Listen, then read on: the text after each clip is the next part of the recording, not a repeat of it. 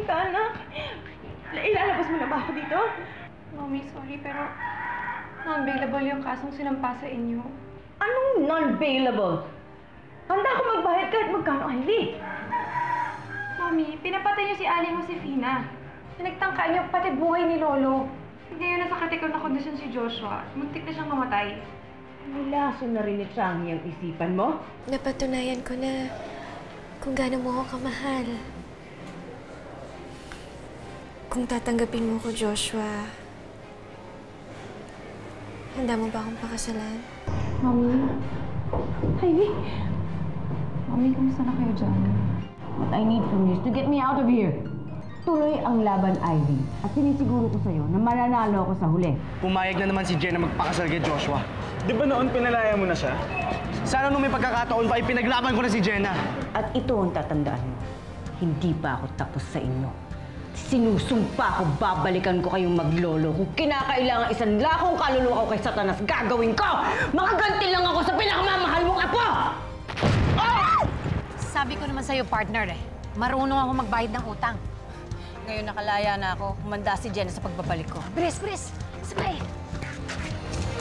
Ay, naisip ko lang si Jenna eh. Mukhang tuloy na tuloy talaga ang pagpapakasal nila ni Joshua. Ay, huwag mo muna isipin yan. Mag-concentrate ka.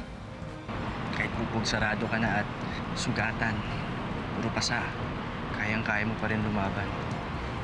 Kung nasa kamay ni Joshua ang katahimikan, kaligtasan mo. Magandang buhay na ipinapangarap ko para sa'yo. Mahirap man pero tatanggapin ko yun.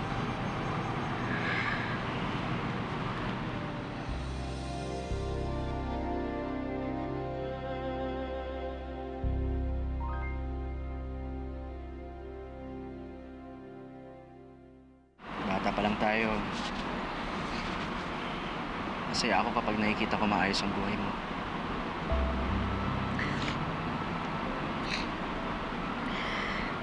May ipapangako mo ba sa akin na ayusin mo ang buhay mo kahit wala na ako? Pipilitin ko. Pipilitin ko para sa'yo.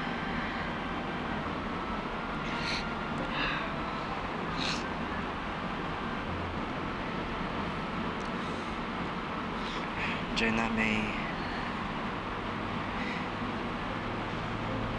hiling sana ako sa'yo.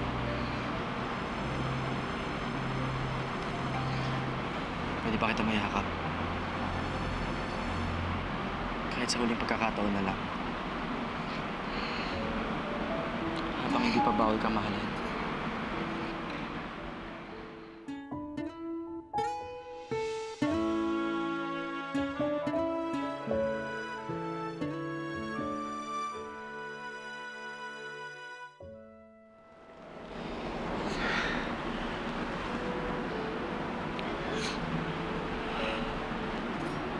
Mag-iingat ka lagi, ha? Lalo na sa mga laban mo. Bali, wala naman lahat ng sugat at suntok na tatanggap ko eh. Bilis ang nawawala yun. Pero ito.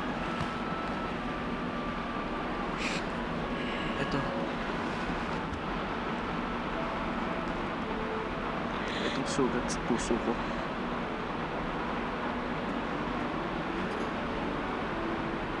Hindi na matagal.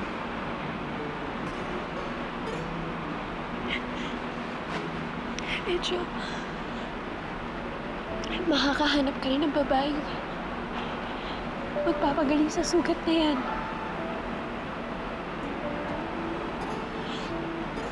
At patawarin mo kung hindi ako yun.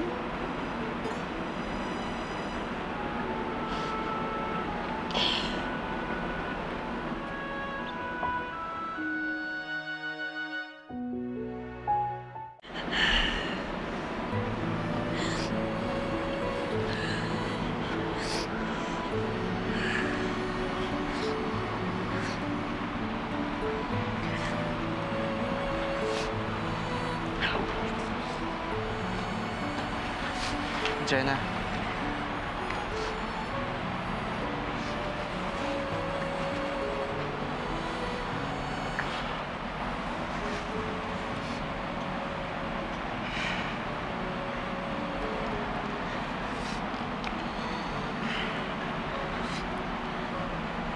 sinusuot ko to sa mga laban ko.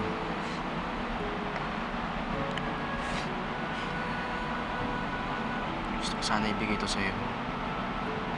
Jenna, alam ko isa kang tunay na Koreana.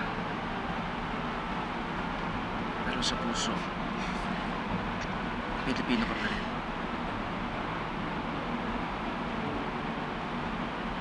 Sana kahit malayo na tayo sa isa't isa, maalala mo pa rin ako. Yung mga pinagsamahan natin. Yung mga pangarap natin noon.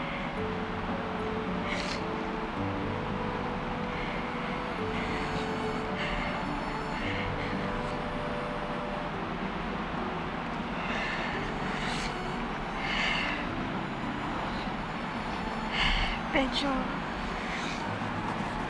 salamat ah. Kahit naman wala ito,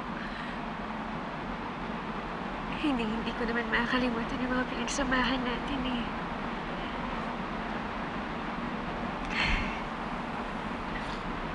At ikaw pa rin ang best friend ko.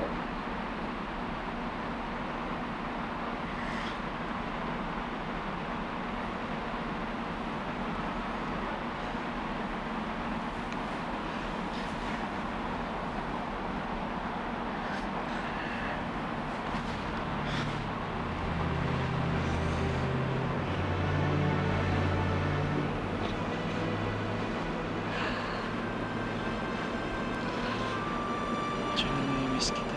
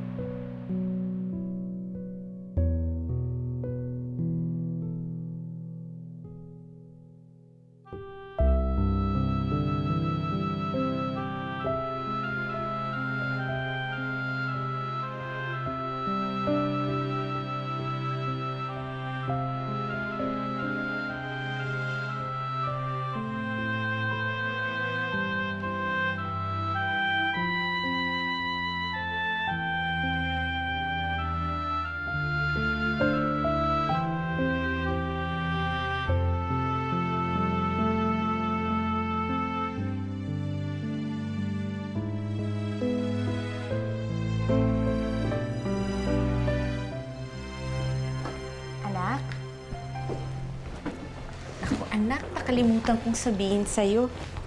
Dumating na yung wedding gown mo. Ayan, o. Ako. Ang ganda-ganda. Sigurado ako pag suot mo yan, mas maganda yan.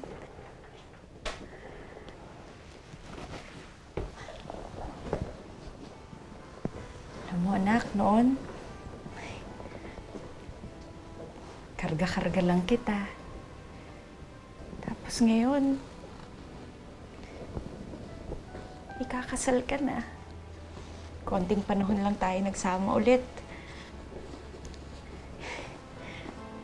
Pero babawiin ka na naman ng iba. Hindi naman ako mawawala sa inyo eh. Ikakasal lang ko ako. Pero kung kayo mag-alala, hindi ko kayo iiwan. Kung saan kami ni Joshua, doon din ho kayo titira. Sensya ka na.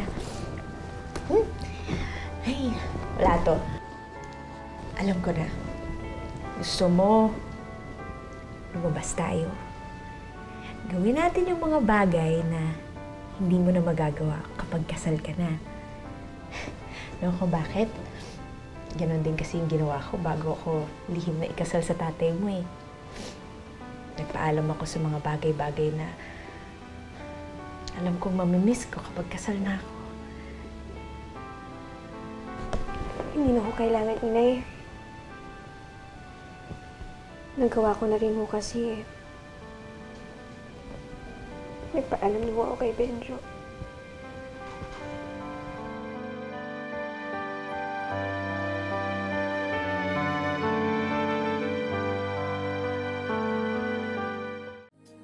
I want to find the real me, so please be with me. I wanna find the real me. I want to find myself. Wanna find myself. Will you be there for me to find the real me? Naririnig mo ba ang pintig ng puso ko? Makakaasa ba ako sa'yo? Gusto kong malaman kung anong gusto ko. Sino nga ba ako? Jenna, Benjo,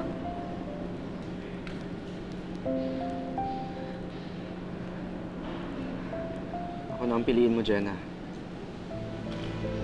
Sa akin ka magpakasal. Hanggang ngayon, mahal na mahal pa rin kita. Jenna, don't listen to him. You said you wouldn't turn your back on me, hindi ba? You promised.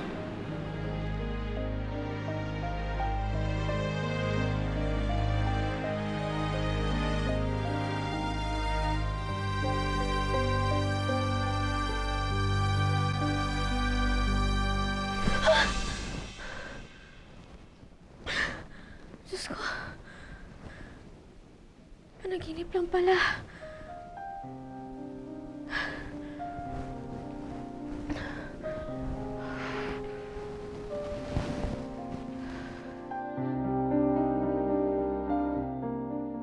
Ngayon lang uli sumigla ang tahanan ito. Sana nga, Papa, maging maayos at tahimik na ang buhay natin. Sir Xianghe, may mga bisita po kayo. Oh, Chief Perez, napasugod kayo. Magandang umaga po. May masama akong balita eh. Yung sasakyan na magta-transfer kay Violeta sa correctional, naambus. Nasaan si Violeta? Nakatakas ho siya. Ivy? May kinalaman ka pa sa pagtakas ng nanay mo? Lolo, wala akong alam. Sigurado ako si Tibot at si Sandra may gawa nito. Sila ang tumulong kay Violeta. Akala ko naman magiging maayos ng lahat. Pero ito na naman. Lolo, kinakabahan ako. Paano kung may planuhin na naman si Tita Violeta? Huwag ka mag-alala, Sonyo. Poproteksyonan kita. Chief Perez, gawin mo ang lahat para mabalik uli sa kulungan si Violeta. Mapanganib ang babaeng yan. Magbibigay ako ng malaking halagang pabuya para madakip uli si Violeta. Kuya, babalik na ba talaga tayo ng Amerika? Oo. Kailangan, Bebeng. Pero, mas gusto ko dito, Kuya. Sasanay ka rin sa ibang bansa, Bebeng. Sa akin naman yung opportunity na binigay sa atin doon. Yan ba talaga yung totoo mong dahilan, Kuya? Bebeng, yun lang ang nakikita kong paraan para mabilis ako makalimot. Ang muling lumayo. Pingali ka. Sasabihin ako sa'yo. Darating ang panahon na mauunawaan mo ako kung bakit ko kailangan gawin ito. Malawakan na ang paghahanap ng mga para sa ating tatlo. Mas lalo na lumalaki ang patong sa mga ulo natin.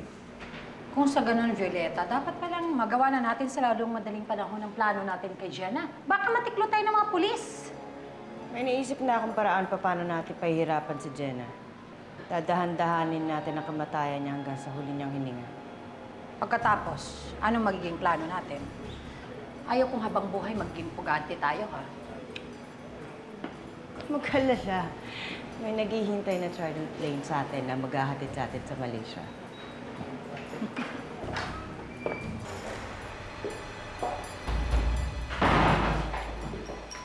Ivy, anong ginagawa mo rito?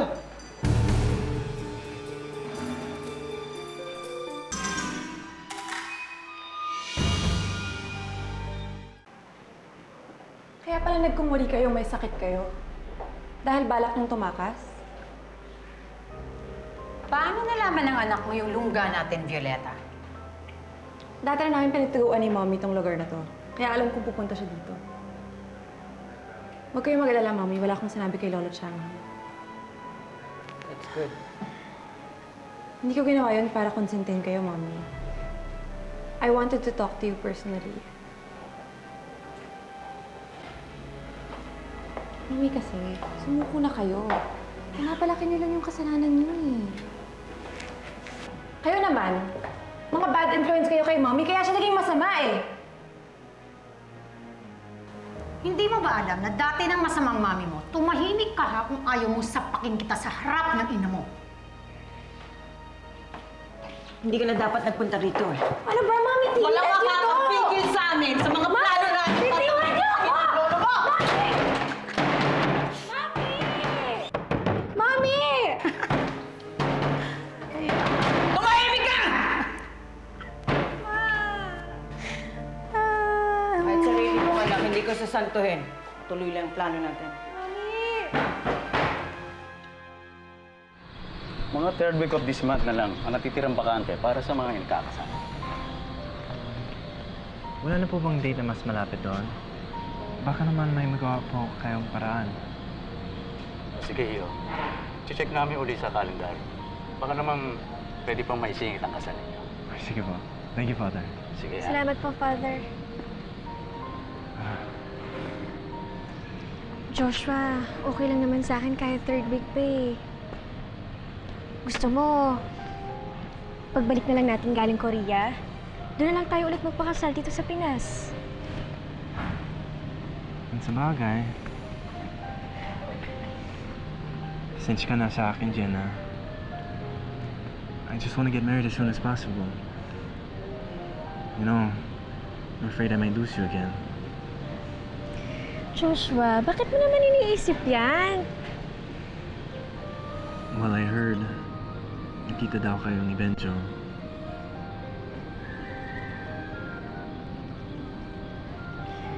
Oo, nakita nga kami ni Benjo.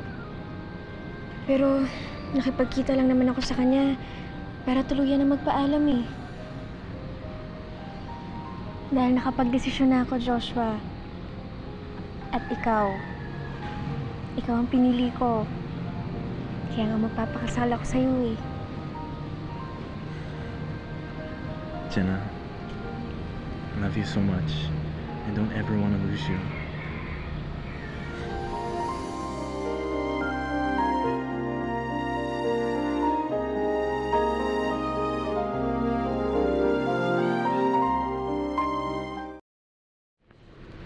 So? Alam mo, hindi na ako sanay na may bodyguards. Para kasing naiilang na ako eh. Jenna, it's only for your safety, okay? Manong, let's go. Manong. Diyos ko! Joshua! Joshua, ano nangyari? Huwag kang ikiso sa... Kaya mo ni pakikita ang halagang Koreana. Ay! Ano ba? Itiwan mo ako! Aray! Joshua! Itiwan mo ako! Joshua! Tulong! Tulungan mo kami! Aray! Jenna! Jenna! Jenna! Help! Manong, let's go! Manong! Manong! Manong!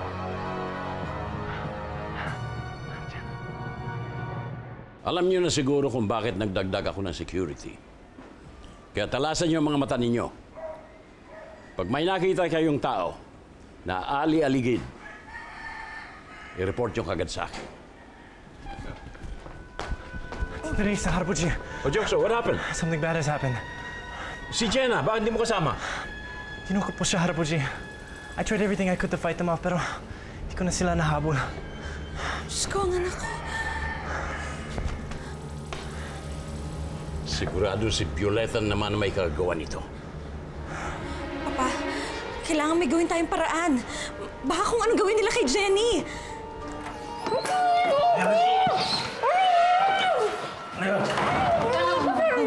Wala mang makakarinig sa'yo dito eh.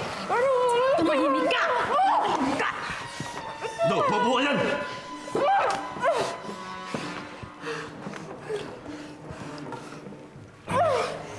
Sa wakas, nagkasama ulit tayo, Jenna.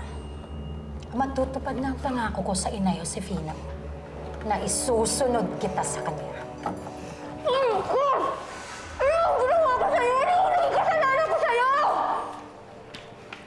Anong sinabi mo? Ha? Hayop ako? Bakit? Nakalimutan mo na ba? Una, pinasarado nyo ng lolo nyo ang kasa ko. Pangalawa, pinakulong niyo. Pangatlo, kinago mo ako. Kaya ngayon, humanda ka at paghihiganti ko sa'yo! Hayop ka! Hayop ka! Ano ba? Tama na! Ha? Kapal ng mukha mo! Gusto mo patayin kita? Hayop! Ha?